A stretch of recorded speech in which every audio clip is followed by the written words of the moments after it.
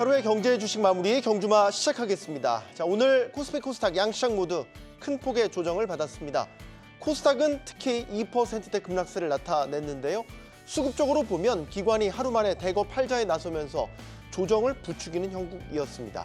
자, 미국 대선판에서 트럼프의 승리가 점쳐지면서 밤사이 미 국채금리가 급등하는 모습을 나타내기도 했죠. 자, 오늘 우리 시장의 조정의 이유를 어디서 찾아야 될까요? 화요일 경주마의 새 기수들에게 그 이유와 대응 방안을 들어보도록 하겠습니다. 어서 나오십시오. 안녕하십니까? 안녕하십니까? 네, 오늘 비가 장대같이 쏟아졌던 날이었는데 시장 대응하시느라고 고생 많으셨고요. 오늘 장이 물론 조정을 받긴 했지만 합리적인 조정이었는지 아니면은 걱정해야 될 이유들이 곳곳에 숨어 있는지 따져봐야 될 것 같습니다. 하 대표님, 오늘 장 어떻게 보셨는지요? 오늘 좀 서운하게 봤습니다. 서운하셨군요. 네. 글로벌 악재는 우리나라는 다 받아들이는 것 같은 느낌이 들 정도였는데 네.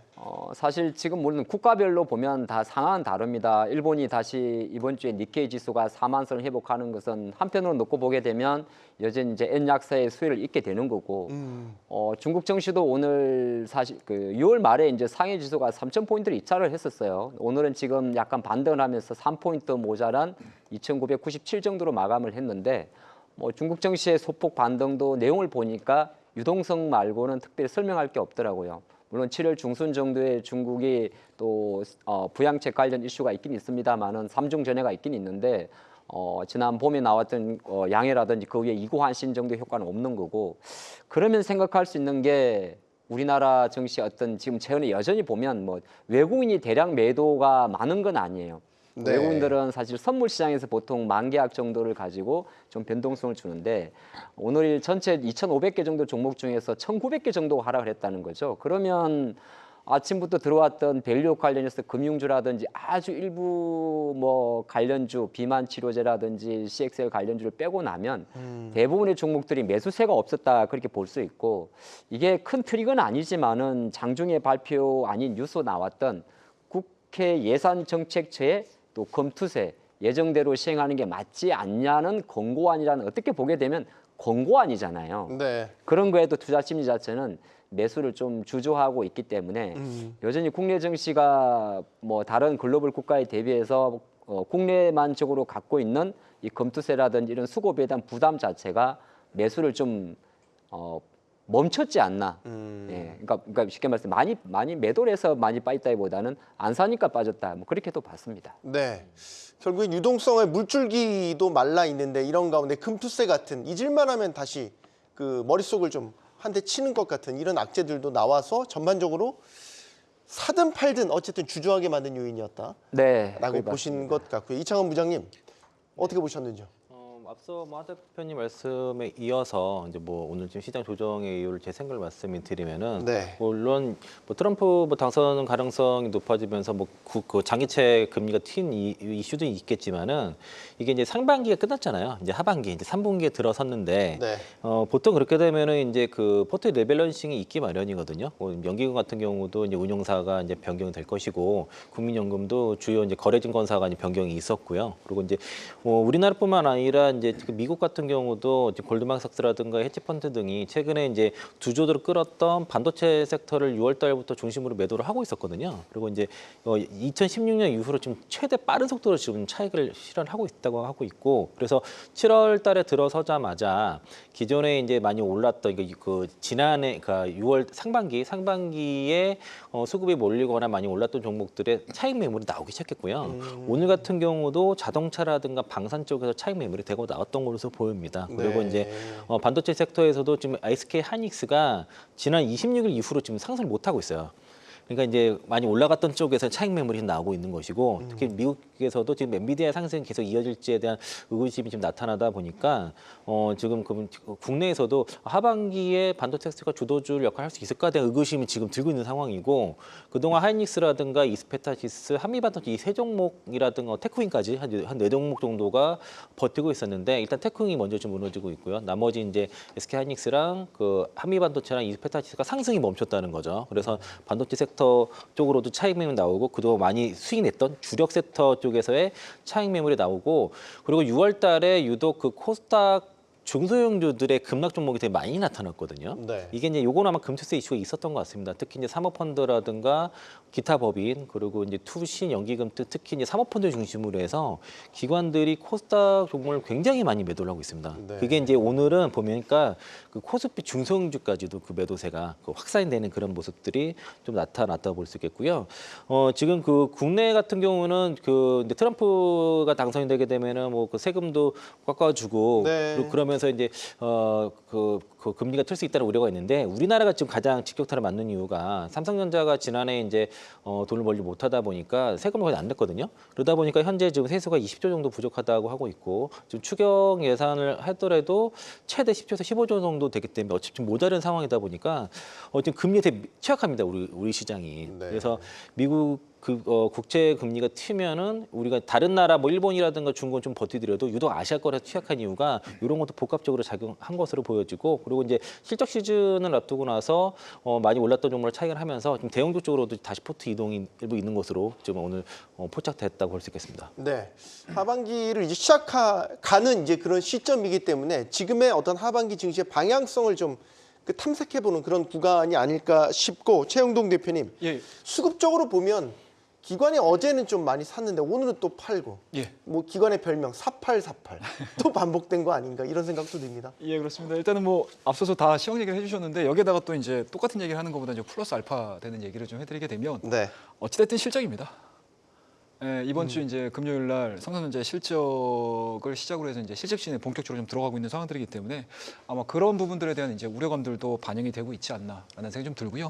일단은 상반기에 좀 뜨거웠던 시장이었습니다. 그리고 앞서 이제 말씀하셨던 것처럼 많이 올라갔던 종목군들이 차익이 나오는 이유들도 어찌 보면은 밸류로 버틸 수 없는 뭔가 불확실성이겠죠. 쉽게 얘기해서 실적 자체가 약간 좀 어긋난다라고 하게 되면은 마이크론 실적을 보셔서 아시겠지만. 네. 그 다음 스텝을 보여주지 못한다라고 했었을 때 차익 매물들이 상당히 좀 많이 나오는 거를 지금 미국 시장에서 이미 본 상태이기 때문에 국내 증시도 마찬가지로 실적을 앞둔 상태에서 약간의 불확실성 네. 이런 부분들이 좀 반영이 되고 있다라고 좀 좋을 것 같고 뭐 거기에다가 또 엎친 데 덮친 격으로 매크로적인 부분들 자체도 또 불안하게 좀 진행이 되다 보니까 일시적으로 차익 매물들이 좀 많이 나오지 않았나라는 생각이 좀 들고요. 뭐 그리고 또 이제 좀 단기적인 시각으로 좀 말씀드리게 되면 어찌됐든 우리나라 증시는 미국 시장이 어느 정도 답안지를 좀 보여준 상태에서 우리나라가 오전장을 반영을 하지 않습니까? 네. 뭐 그런 측면에서 놓고 봤었을 때 이번 주에 미국 증시가 반장에다가 또 그 다음날 또 휴장 들어가는 이제 일정들이 좀 있습니다. 뭐 그런 것들에 대한 이제 불확실성 그리고 이제 금요일 날 또 삼성전자에 대한 실적 부분들 그리고 이제 단기적으로 좀 많이 올라갔던 종목군들에 대한 하락 부분들이 일단은 오늘 좀 반영이 됐다라고 좀 좋을 것 같고 하이닉스의 흐름들도 저는 같은 맥락으로 볼 수 있을 것 같아요. 네. 그러니까 실적이 너무 좋죠. 근데 이미 실적이 좋은 것들에 대해서는 뭐 4월달, 5월달, 6월달 진행되는 동안에 많이 반영이 된 상태. 네. 그렇다고 되면 외국인들 입장에서는 이 종목을 사는 것보다는 많이 낮아져 있는 종목군들을 살 수밖에 없는 그런 상황들이고요. 뭐 그런 부분들의 일환으로서 하이닉스를 팔아가지고 다른 걸 사기보다는 오히려 삼성전자를 사보자. 어떻게 보면 삼성전자가 오늘 많이 빠지지 않았던 네. 상황이거든요. 상대적으로 보면 상대적으로 뭐 그런 측면 놓고 봤었을 때 확실히 뭔가 이제 밸류에 대한 부담감들이 있는 종목군들 같은 경우는 약간은 좀 뭐 매수를 하고자 하는 뭔가 그 강한 의지라고 해야 될까 이런 부분들이 약화되는 모습들 상대적으로 많이 밑에 빠져 있는 종목군들에 대해서 매수세가 좀 들어간 상황들이기 때문에 아마 이번 주 오늘장을 이해하시는 데 있어서는 앞서 얘기를 해드렸던 뭐 대표님 얘기했던 부장님 얘기해드렸던 이야기들 그리고 제가 얘기해드렸던 부분들을 아마 종합적으로 한번 생각을 해보시게 되면 그런 나름 정도는 좀 납득이 되지 않겠나 생각을 하고 있습니다. 네. 오늘 뭐 전반적으로 조정을 받았기 때문에 뭐 두드러졌던 업종 섹터 짚기는 참 쉽지는 않은데 요건 하나 짚어야 될 것 같습니다. 오랜만에 삼성바이오로직스가 급등하는 양상을 나타냈습니다. 뭐 대규모 수주 소식이 일단 있었기 때문에 여기에 반응한 걸로 보이는데 네. 어떻게 보셨습니까? 삼성바이오로직스가 이런 식의 급등세를 보인 게 제 기억에는 근래는 없었거든요. 근래는 없었고 이제 연초에 잠깐 한 88만 원대까지 언저리 상승한 적은 정말 있죠. 오랫동안 눌려 있었지 않습니까? 주가가. 네, 삼성바이오로직스 이거 주가 차트 보면 최근 5년 동안 대략적으로 한 80만 원대 기준 해가지고 상하 10% 정도에 갇혀 있었습니다. 네. 뭐 한때 한 2020년 이전에는 100만 원까지 갔던 기업인데 좀 이게 삼성바이오로직스 주주 입장에서는 되게 서운한 거거든요. 왜 그러냐면 물론 이제 이유는 있기는 있어요.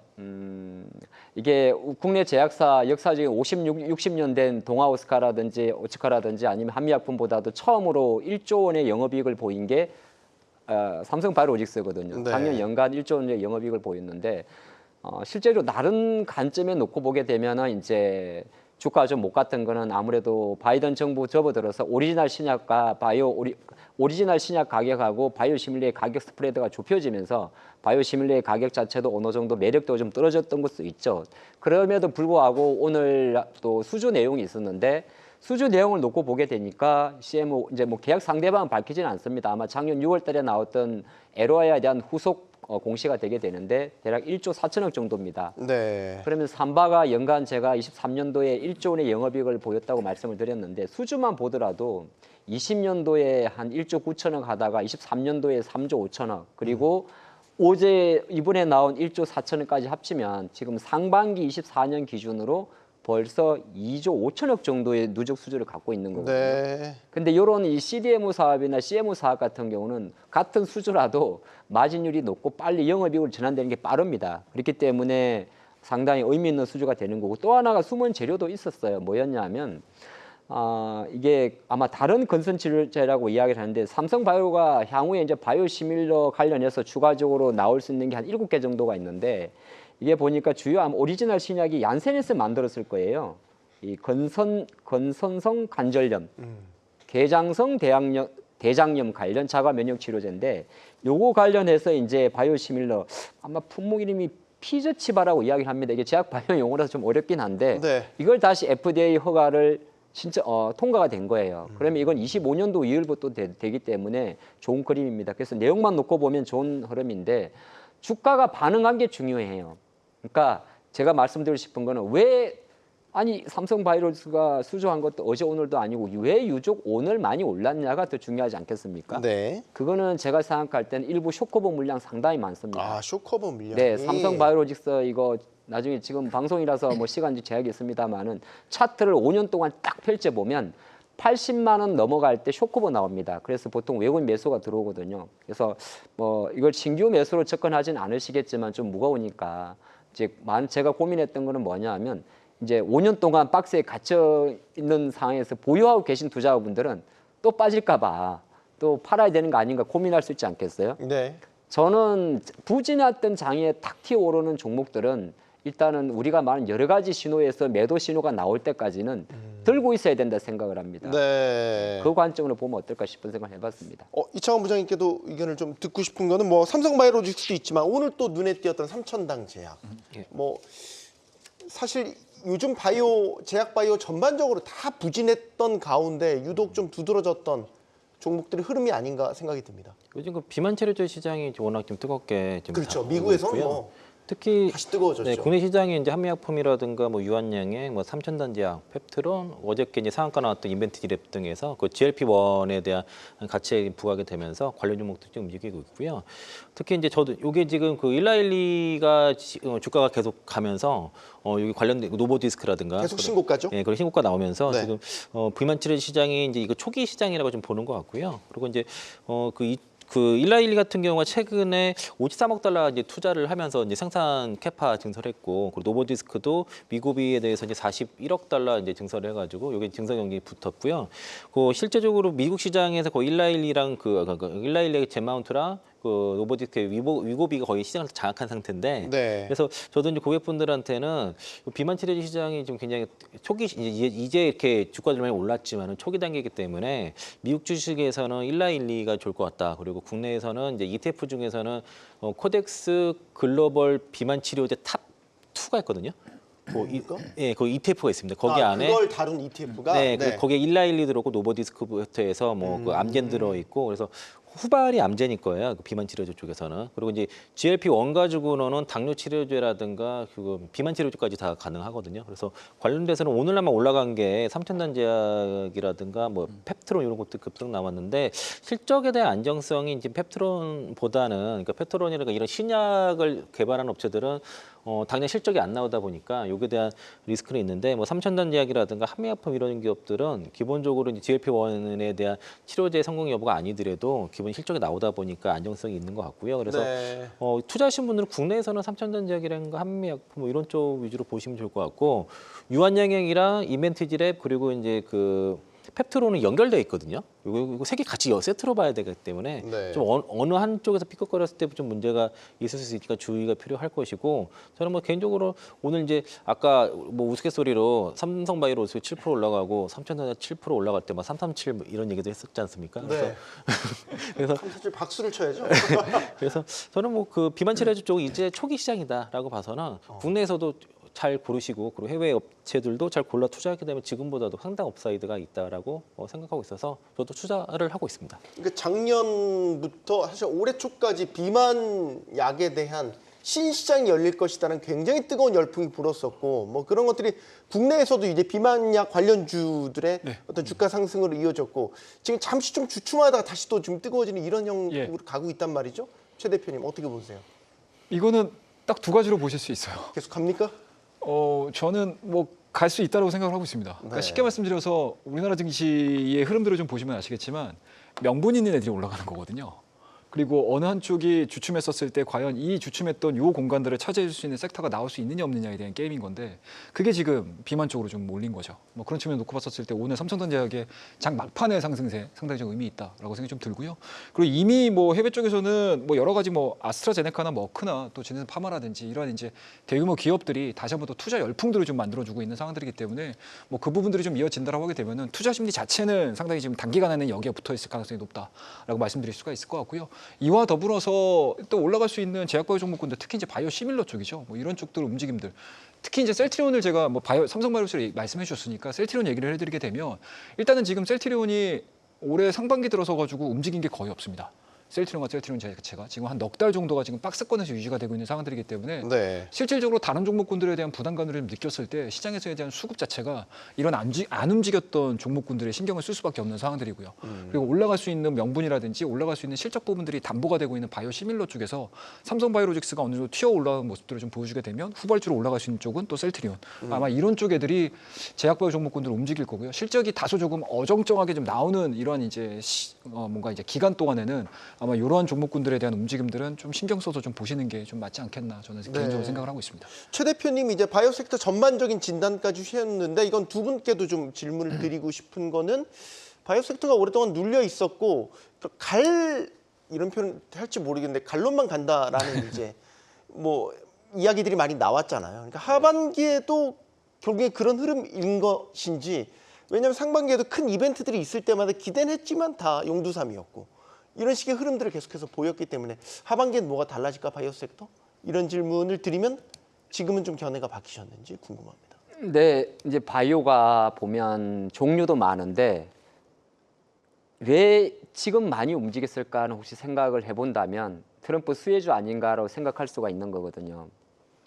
트럼프 수혜주. 네, 이게 왜 아시겠지만은 미국 바이든 정책은 약가 인하고 트럼프 행정부 같은 경우는 약가를 인하하는데 시장 경제에 맞추는 모습이었습니다. 그래서 과거 미국 회사들도 제약 바이오 회사들의 주가 흐름을 놓고 보면 존슨앤존슨 같은 전통 제약사들은 지금 주가가 5년째 내리막이 있는 거고 네. 시대 트렌드를 잘 잡은 머크라든지 일라일리 같은 경우는 계속 우상향을 하는 거거든요. 근데 지금 이번 주에 많이 물론 이제 다른 개별 뭐 비만약은 비만약대로 다 재료가 있긴 있는데 가만히 주가를 가만히 보면 확실하게 이번 주 미국 트럼프와 바이든의 TV 토론회 이후부터 뭔가 시장의 변동성이 빨라진다는 거죠. 제가 아까 삼성바이오를 설명을 드릴 때 이런 설명을 드렸는데 주가 최근 5년 동안 박스권이었습니다. 그거는 왜 그랬냐면 실제적으로 바이오 시밀러와 오리지널 신약의 가격 자체가 스프레드가 좁아져 있었고 똑같은 약가 인하 정책을 펼칠 때 미국 민주당과 공화당은 정책의 성향이 완전 다릅니다. 네. 그러니까 미국의 민주당 바이든 행정부 같은 경우 옛날 오바마 케어를 생각하면 되는데 오리지널 신약에 대한 가격을 내리면서 눌렀던 거고 뭐 트럼프 공화당 같은 경우는 약가 인하를 무조건적으로 지향하는 게 아니라 시장 경제 논리에 맡기기 때문에 역으로 해석하게 되면 오리지널 신약이나 바이오 시밀러 시장이 커질 수가 있는 거거든요.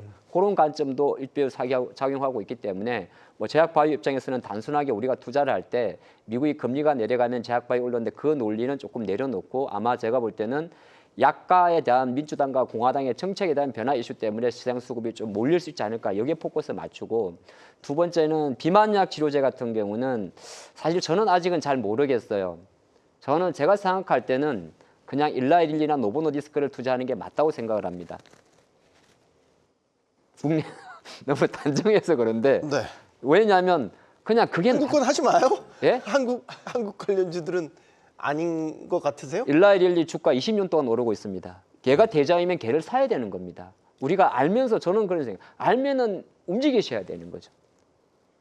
그래서 제가 아까 그 미국 주식 하기 어려우신 분들은 ETF에서도 국내 이게 비만 치료제 관련 ETF가 5개가 있거든요. 네. 그 중에서 제가 탑픽으로 이제 그 코덱스 거 그 글로벌 비만 치료제 탑2 요게 이제 일라일리 있으니까 그거 보시겠고요. 여담인데 제 그 친구가 이제 그 개발자인데 그 컴퓨터 프로그래머인데 네. 프로그래머. 그 회사에서 주식을 할 수 없다 보니까 국내 주식을 안 하고 미국 주식만 해요. 그러니까 잠깐 퇴근 후에 5시 네. 이후에 이제 미국 주식만 하는 거죠. 하는데 예. 하다 보니까 바이오 주식만 투자하더라고요. 그래서 투자를 한 게 뭐 일라일리라든가 노보디스 그런 바이오 종목만 해가지고 오히려 상당히 굉장히 수익을 많이 버셔. 굉장히 좋습니다. 예, 굉장히 좋아서 그래서 보면서 바이오는 정말 미국 주식 위주로 해야 되는구나라는 거를 한번 그거 보면서 느낀 적도 있었습니다. 네. 묘하게 국내 바이오가 묘한 아니 그러니까 패배를 한 것 같은 이런 말은 느낌이 그렇습니다만은 들긴 하지만 네. 뭐 너무 또 그냥 일라이릴리를 투자하는 게 낫지 않습니까? 말한 게 좀 성의 없이 들을 수 있겠지만은 한편으로는 그게 맞다고 생각을 하거든요. 국내 제약 바이오주들은 약간 트레이딩 영역이 많이 존재를 해서 네. 실제로 오늘도 이번 주에 약간 아까 말씀하신 대로 제약 비만 치료제 관련주가 움직인다고 하더라도 그 장중에 시세 보고 있으면 어디 뭘 못해요. 오르면 팔고 싶고 빠지면 네. 사고 싶고 근데 그러다 주가라는 게 또 영원하지 않거든요. 그런 관점에서는 아까 말씀하신 대로 비만이라는 흐름 자체는 제가 그렇게 생각을 해요. 우리가 육식을 많이 해서 비만이 가는 게 아니라 인간의 수명이 늘어지면서 40대 이상부터 근육 감소량이 내려가는 미국 같은 경우는 실제로 40% 이상이 이제 비만으로 계속 간단 말이에요. 비만의 이제 기준치는 좀 다르겠지만 그렇게 본다면 이거는 ETF라든지 직접 투자하는 게 저는 맞다고 생각을 하는 겁니다. 우리 시청자님께서도 저희들의 이야기, 바이오주에 대한 생각들을 많이 남겨주고 계셔요. 이게 제약주나 바이오주가 실적이 나와서 오르는 거냐, 그냥 수급 몰리면 오르지 않냐, 이제 뭐 이런 식의 뭐 반문이라고 할까요? 뭐 그런 의견도 남겨주시고. 말씀하신 그 일라일리라든가 노보티스 그런 기업들은 실적이 다 좋거든요. 그리고 네. 이제 국내에서도 이제 제약주에서도 이제 실적이 받쳐주면서 그런 이제 그 비만 치료도 같이 하는 기업들이 있으니까 그런 기업들 같이 접목해서 찾아보시면 충분히 이제 성과 있는 기업들 찾을 수 있다라고 의견 드리겠습니다. 아쉬운 건 우리 제약 바이오주가 갖고 있는 아직까지 구조적인 한계가 뭐 이런 데서 드러나는 거 아닌가라는 뭐 아쉬움을 표해봤습니다. 오늘 국내 증시가 이제 뭐 코스닥도 2%대 하락세였고 코스피도 빠졌었고요. 이유를 찾아보자면 아까 뭐 우리 초반에 진단을 해봤지만 제가 감히 이런 의견을 드리고 싶습니다. 미국발 악재가 아니었을까? 그 중에서도 트럼프발 악재가 아니었을까라는 의견을 드리고 싶습니다. 왜 그랬냐면 사실 이제 지난 주에 첫 번째 TV 대선 토론회가 있었고 뭐 트럼프의 압승으로 끝났다는 평가가 지배적이었고 트럼프의 대선 그러니까 대통령 당선 가능성이 굉장히 많이 올라가게 됐죠. 자, 그리고 나온 게 연방 대법원의 트럼프의 사법 리스크에 대한 판단이었습니다. 그러니까 재임 중에 대선 불복에 관해서는 포괄적인 어떤 처벌을 하지 않는 가이드를 이제 주면서 트럼프가 사법 리스크라는 족쇄마저 이제 풀었다. 자, 이렇게 되면서 밤사이 주식시장은 올랐지만 미 국채 금리가 상당히 많이 오르는 네. 이런 흐름을 보였거든요. 이런 악재들이 우리 국내 증시에도 미치지 않았을까라는 의견을 제가 먼저 화두로 던지고 질문들을 드리겠습니다. 최 대표님. 예, 뭐 맞다라고 봐야죠. 그러니까 100% 순도 100%로 트럼프 이슈로 인해서 국내 증시가 조정을 받았다라고 하게 되면 사실은 뭐 국가의 존재 의미를 찾을 수는 없을 것 같고요. 네. 뭐 그런 측면에서 놓고 봤었을 때는 뭐 일정 수준의 영향을 미쳤을 거라고 생각을 하고요. 다만 이제 기본적인 생각 자체는 앞서도 제가 시황 얘기를 해드릴 때 말씀을 드리긴 했지만 우리나라가 올라갈 수 있는 명분이 없습니다. 그러니까 올라갈 수 있을 만한 모멘텀들을 지금 찾지를 못하는 거죠. 원달러 환율 부분도 지금 1,400원대를 지금 바라보고 있는 상황들이고요. 수출 데이터가 좀 나오긴 했었지만 하반기에 과연 이 부분에 대해서 과연 나와줄 수 있을 것인가에 대한 의구심이 불고 있는 상황들이고 그리고 또 하나 뭐 실적 부분들 여전히 지금 나오고 있는 상황들이긴 하지만 일부 대형 섹터 중에서 대장주들 일부 종목군들을 빼고 나서는 실적에 대한 부분들에 대해서 그렇게 크게 선호되지 않는 모습들. 네. 뭐 그런 측면에서 놓고 봤었을 때 외국인들이 들어오려고 해도 들어오기 좀 쉽지 않은 그런 환경들이고요. 그리고 또 외국 쪽으로 좀 미국 쪽으로 좀 눈을 돌려버리게 되면 일단 앞서 말씀하셨던 것처럼 어찌됐든 트럼프에 대한 당선 확률 자체가 지금 높아져 가고 있는 상황들이지 않습니까? 네. 1차 토론 이후에. 물론 이제 2차 토론도 남아있는 9월 달에 있기는 하지만 일단은 그 사이에는 어찌됐든 트럼프 방향 쪽으로 갈 수밖에 없는 상황들이고 돈의 흐름들 자체도 그런 쪽으로밖에 갈 수밖에 없는 상황들인데 네. 뭐 국내에는 사실은 어떻게 보면 바이든 쪽에 맞춰져 있다가 트럼프 쪽으로 틀어야 되는 상황들인데 상반기에는 바이든과 관련된 종목군들 움직였고요. 그리고 하반기에는 과연 어느 쪽으로 갈 것인가에 대한 그러니까 돈의 자금에 대한 이제 갈피를 못 잡는 거죠. 그리고 이제 거기에 타이밍적으로 봤었을 때 실적 부분들도 좀 남아있는 상황들이기 때문에 실적 발표 전까지에 대한 불확실성과 더불어서 정책적인 불확실성 그리고 전체적으로 매크로에 대한 영향력 자체가 좋은 쪽으로 흘러가기보다는 지금은 뭐 지수를 좀 끌어내릴 수밖에 없는 영향력들이 좀 강하다 보니까 주도주가 없는 섹터가 좀 주도주가 없는 그러한 이제 흐름들로 좀 진행이 되지 않고 있나라고 생각이 좀 들고요. 여기서 주도주를 좀 만들어내야 된다라고 하게 되면은 그러니까 밸류가 좀 낮아져야 된다는 얘기인 거잖아요. 쉽게 얘기해서. 네. 그러니까 상반기 동안에 뭐 엄청나게 주가가 좀 많이 올라갔던 상태에서 이제 과연 이 높은 밸류를 버텨줄 수 있는 실적을 발표할 것인가에 대한 문제인 거지 않습니까? 근데 그렇다고 되면 2분기에 적정 수준의 실적을 만들어줘야 된다는 얘기인데 과연 그 종목군들이 과연 몇 개나 나올 것인가에 대한 시장에서는 불확실성이 있는 상황들이고요. 뭐 그렇다고 되면은 실적이 좋게 나오든가 아니면 주가가 충분히 많이 빠진 상태에서 다시 실적 시즌이 끝난 상태에서 3분기를 바라볼 것인가 이 부분이기 때문에 아마 지금은 시장에서에 대한 불확실성이 가장 큰 문제다라고 말씀드리도록 하겠습니다. 하 대표님, 국채 금리가 이렇게 오른다는 거는 주식 시장에 수급적으로는 상당한 부담이 되는 요인이 맞잖아요. 네, 그럴 수는 있죠. 그러면 지금 어쨌든 트럼프의 당선 가능성이 높아지면서 채권 시장에서는 계속 이런 식으로 불확실성이 커지면서 금리가 이상 급등하는 이런 게 반복될 여지도 분명히 있는 거고. 그래서 오늘 시장의 하락을 그런 측면에서 해석을 해본다면 근데 그 저희 화두에 동의를 하시겠습니까? 말씀하신 대로 오늘 파월 의장이 연설이 예정돼 있어요. 네. 일정상. 근데 지금 미국 10년물 국채 금리의 반응을 놓고 보면 아까 말씀하신 대로 4.4%까지 튀었거든요. 바로 지난주에 미국이 이제 6월 달에 CPI 발표가 있었고 6월 말에 이제 PC 디플레이트 발표가 있었는데 그런 거를 다 불식하고 미국의 10년물 국채 금리. 근데 정확히는 어떤 거냐면 베어 스티프닝 현상이 나타났습니다. 발음이 좀 안 좋네요.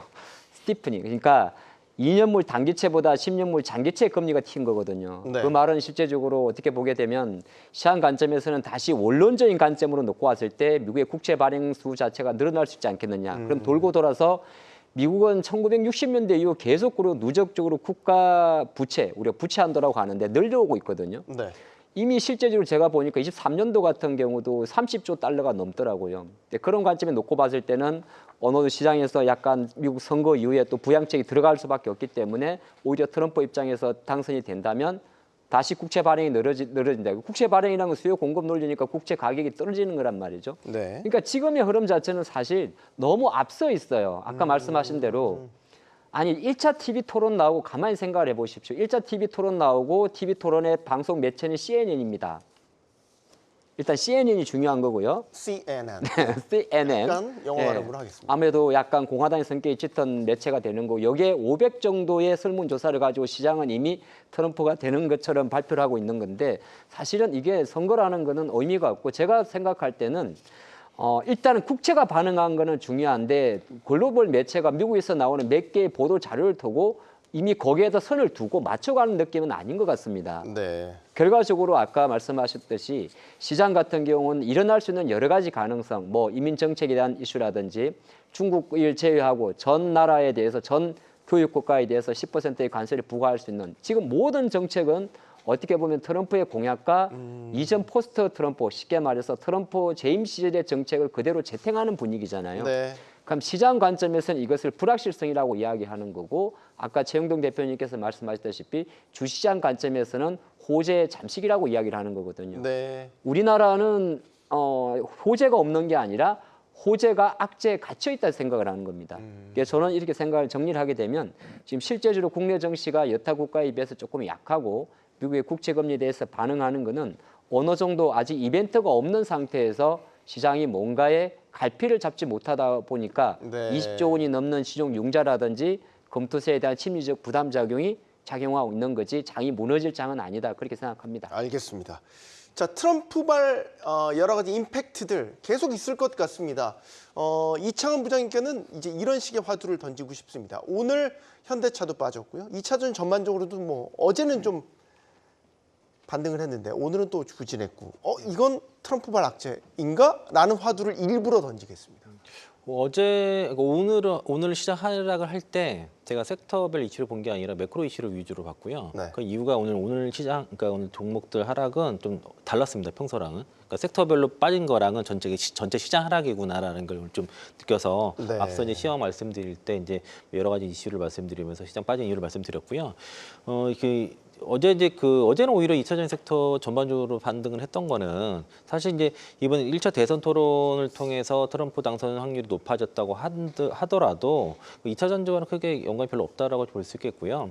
그게 어떤 이유가 있었냐면은 일단 그 트럼프 전 대통령이 이번에 대선 토론에 임하기 전에 그 IRA법에 대한 얘기를 일절 언급하지 않는 거를 전략으로 짰습니다. 그건 이제 그 IRA법에 대한 뭐 폐기라든가 이런 언급을 하는 순간 공격을 당하기 때문에 참모들한테 언급하지 않는 쪽으로 얘기를 했었고, 그래서 이번 대선 토론의 내용을 잘 보면은 신재생 에너지에 관해서도 이제 시대가 바뀌었기 때문에 이제 필요하다라는 워딩을 직접 했고요. 네. 그리고 뭐 뉴스에 우리나라 국내 언론에서 가장 많이 나오는 그 IRA법 폐기에 대한 얘기는 일절 없었고, 여기에 대해서도 공격을 하려고 했지만 언급 자체를 피했기 때문에 또 하다못해 지금 그 낙태에 관해서도 되게 완화적으로 나왔거든요. 그래서 이제 아마 그 4년 전과는 다른 모습의 좀 그 트럼프의 그 모습이 나타났던 것이고, 그리고 실질적으로 이게 IRA법에 대한 폐기를 그 정책 공약집에 그게 있는데 트럼프가 직접적으로 본인의 입을 통해서 워딩을 한 적이 없습니다. 그걸 아셔야 돼요.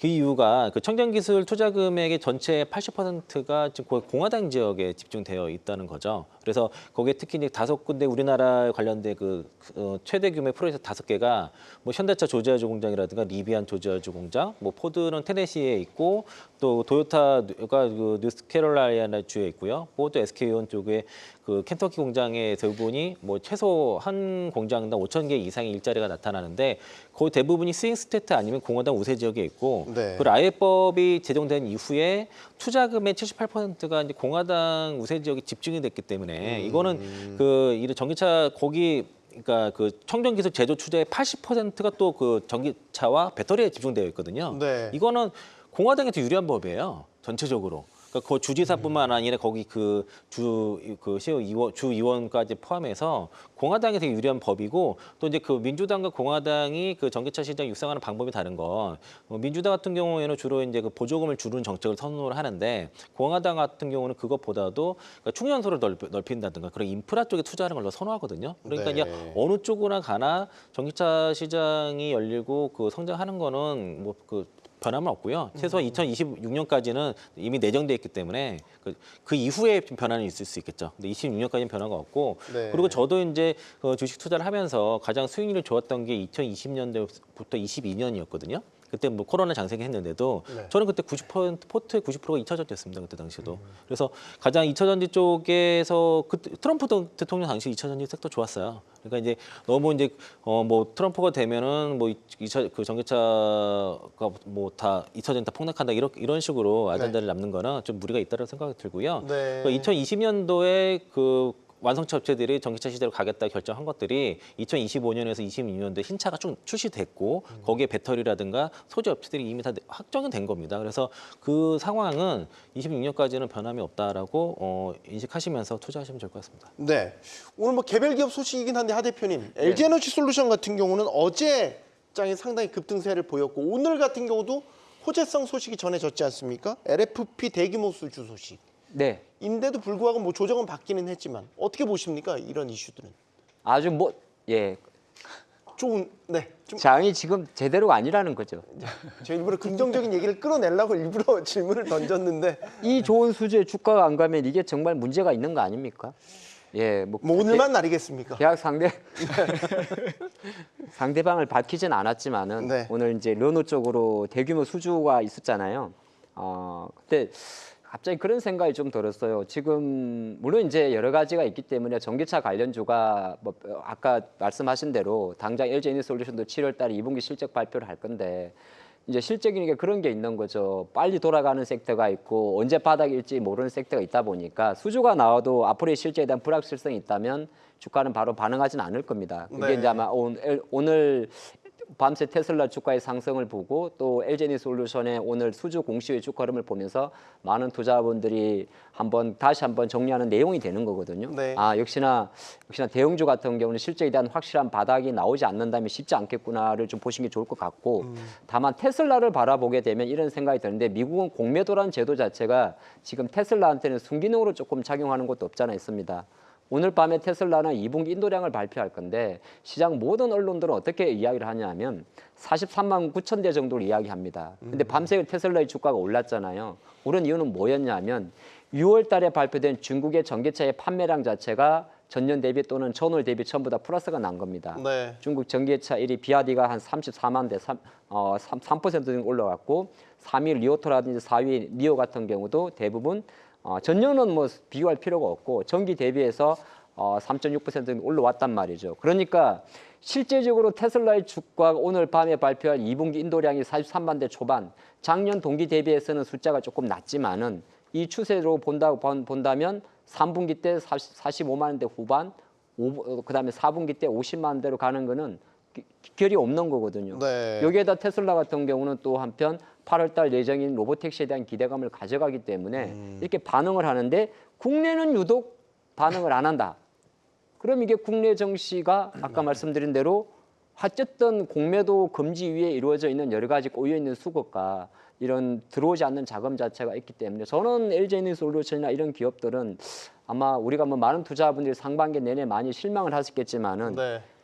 이대로 무너질 것 같지는 않다 네. 생각을 하고 있습니다. 아니 LFP면은 중국 업체들이 많이 하는 배터리인데 이제 LG에너지 우리 셀 업체가 LFP 배터리까지 진출했다는 의미도 부여할 수 있는 거 아니에요? 근데 특히 셀투팩에서 파우치형 셀투팩이 적용됐다는 게 더 기술력에서도 뭐 뒤지 않다는 의미가 있을 것이고요. 사실 이제 그 CATL이 유럽 쪽에 진출한 것을 뺏어온 거기 때문에 네. 그 독점 구조를 깼다는 의미도 있고 또 이제 이 배터리 시장이요. 이게 이제 생각보다 되게 확장력이 많은 게 제가 이제 지난해 이제 한 10월 말쯤에 이제 들었던 얘기가 이제 그 UAW 파브 이후에 이제 그 유럽 쪽에 좀 출하량이 좀 줄어들면서 원래는 엔솔이 그 사업 구조가 이제 그 대형 셀, 자동차 대형 셀이 있고 원통형 소형 셀이고 ESS가 있는데 네. 이 대형 셀 쪽이 24년에서 26년까지 원래 10억 셀이 나가기로 했었다 그럽니다. 네. 그런데 이제 유럽 쪽 출하량이 부진되면서 1억 셀 정도가 빠져서 이제 9억 셀 정도가 물량이 확정돼 있어요. 그래서 사실 나갈 물량이 26년까지 거의 다 확정돼 있는 상태고요.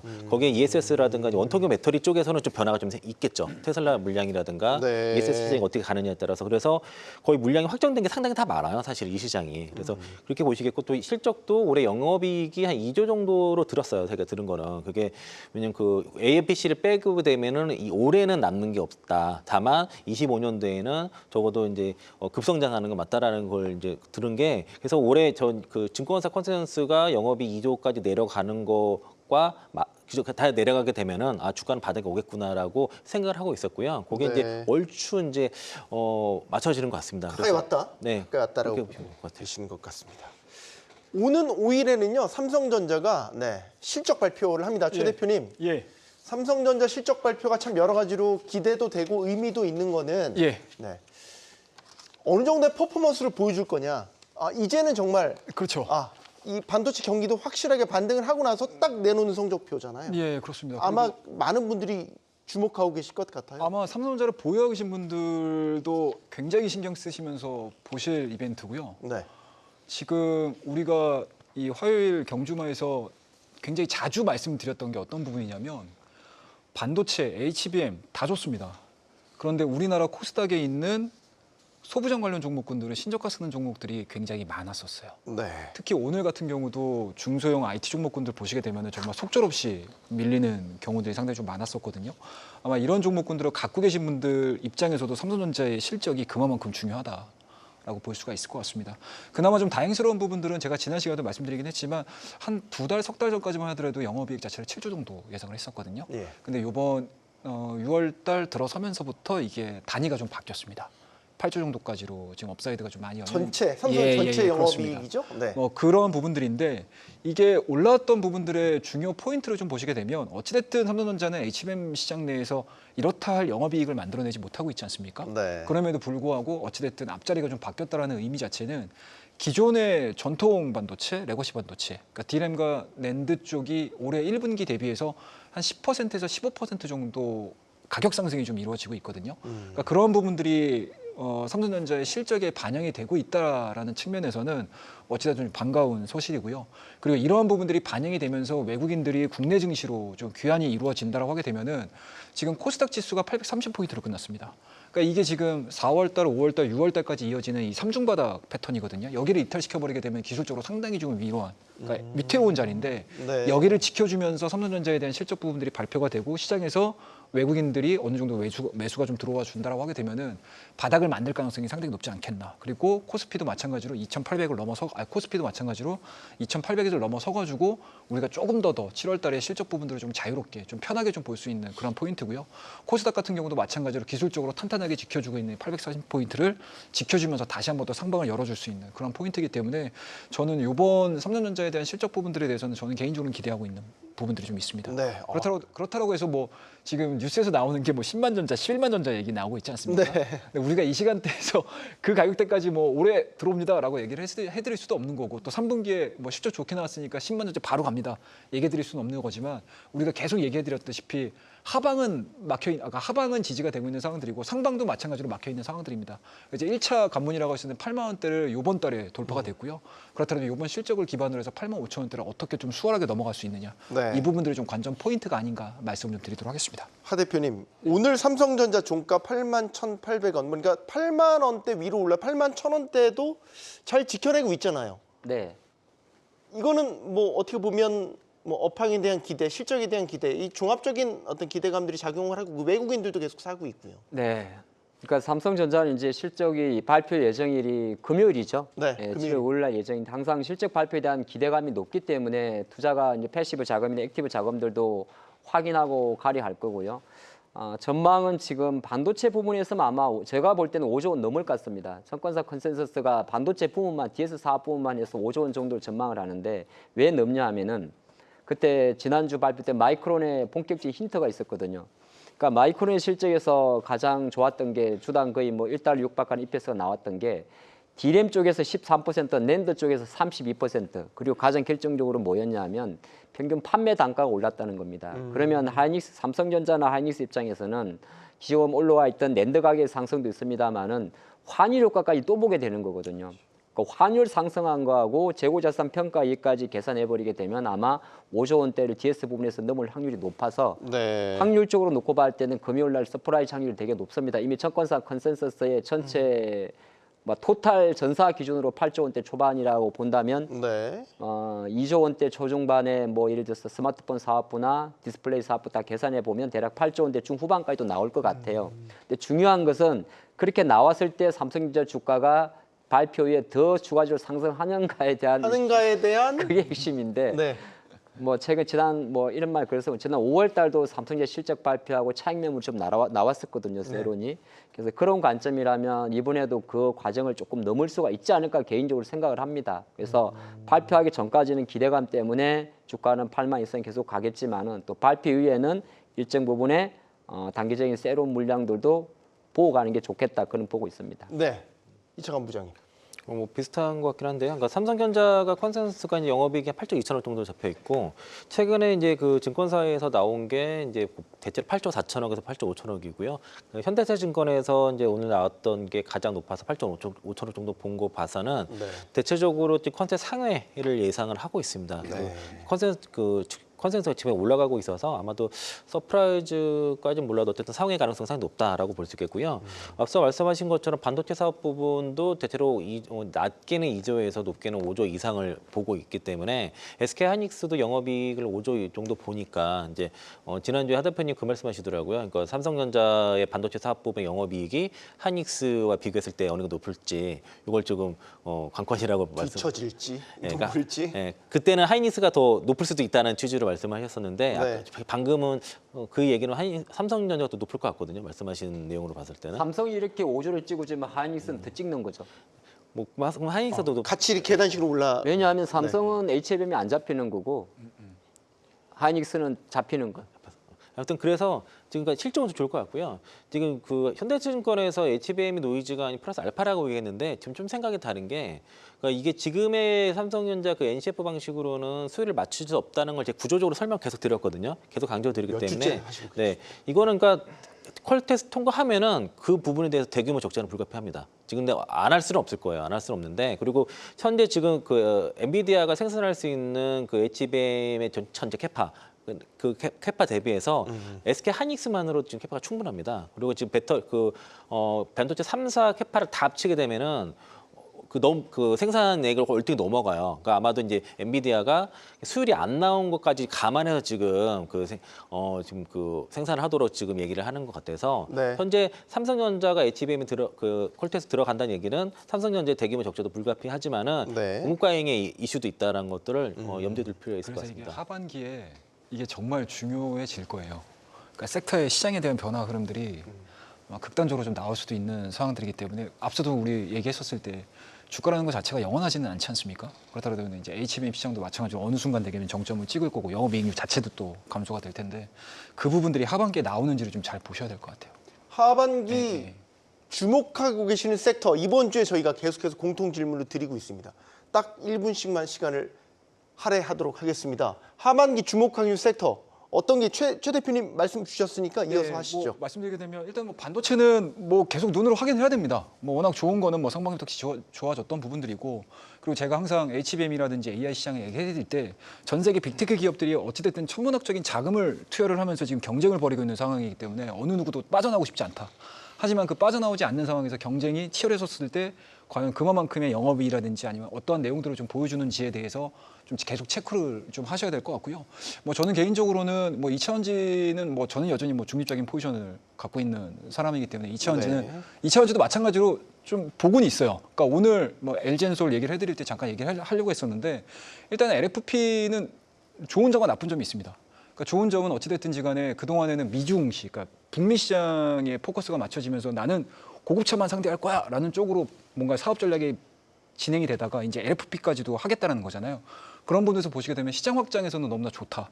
하지만 이게 수익률, 영업이익 이 부분으로 넘어갔었을 때는 시장에서 과연 어떻게 평가를 할 것인가. 그래서 저는 개인적으로는 이거를 좀 확인하고 싶은 사람 중에 한 명이고요. 다만 이제 여기서 이제 한 단계 더 나아가서 긍정적으로 보고 있는 쪽은 저는 개인적으로 자동차 섹터. 네. 현대기아차를 중심으로 해서 과연 미국 시장에서 어느 정도의 저면을 좀 보여줄 수 있을까. 이 부분들에 대해서는 뭐 포커스를 맞추게 되면 저는 원탑은 자동차 섹터로 좀 보고 있습니다. 하 대표님. 배터리입니다. 배터리. 네, 배터리인데 그 이유는 간단합니다. 하반기의 가장 큰 포인트는 미국은 9월 달이나 12월에는 금리 인하할 확률이 저는 상당히 높다고 생각을 합니다. 그리고 두 번째는 아까 말씀하신 대로 반도체는 이제 3분기, 4분기로 넘어갈 때 가장 고민이 뭐냐면 슈퍼 사이클 곡지에 대한 부담을 가져올 수가 있습니다. 그런 관점이 있는 거고 오히려 2차 전지 관련주가 가장 상반기에 중요한 게 뭐냐면 2분기 실적 바닥론이 1분기 대비해서 또 확인되는 포인트가 됐기 때문에 네. 의외로 시장은 생각보다 트럼프에 대한 어떤 미국의 대선 자체가 전기차에 다시 한번 바닥을 찍는 과정을 올 수도 있지 않을까 그 생각을 해봤습니다. 알겠습니다. 저는 2차전 섹터 내에서 리튬에 집중을 하고 있고요. 네. 그 리튬 이온이요? 네, 리튬염이요. 리튬염 죄송합니다. 네, 그 전액의 원가 비중의 40%를 50%를 차지하는데 이게 이제 LFP 배터리에서 그 전액의 그 비중이 그러니까 한 40에서 50%가 더 들어가고 네. 요게 이제 전액의 원가의 40에서 50%를 차지하는 게 이제 그 리튬염인데 그 삼원계랑 LFP 배터리를 비교했을 때 그 삼원계보다 LFP 배터리가 전액 같은 경우는 원가가 단가가 한 20에서 30% 낮는데 네. 리튬염은 같습니다. 그러니까 삼원계든 그 LFP 배터리든 간에 그 리튬염의 단가는 공급 단가는 같기 때문에 네. 그 ESS 시장 성장의 수혜가 리튬이 가장 강하다고 싶어서 그걸 보고 있습니다. 알겠습니다. 저희가 이번 주에 하반기 주목 섹터 조금 이 세 분께 짧게 들어서 다음 주에 다시 한번 같은 질문을 드리도록 하겠습니다. 하반기 경주마의 빅 이벤트가 여러분을 찾아갑니다. 경주마를 직접 만나보실 수 있는 기회, 오는 13일 경주마 오프라인 공개 방송이 예정돼 있습니다. 경제와 증시 최정예 전문가들이 무려 3부에 걸쳐서 여러분에게 속 시원한 진단과 해법을 제시해 드리니까요. 안 오시면 후회합니다. 필기 도구 들고 오시기 바랍니다. 오늘 장도 수고 많으셨습니다. 경주마였습니다.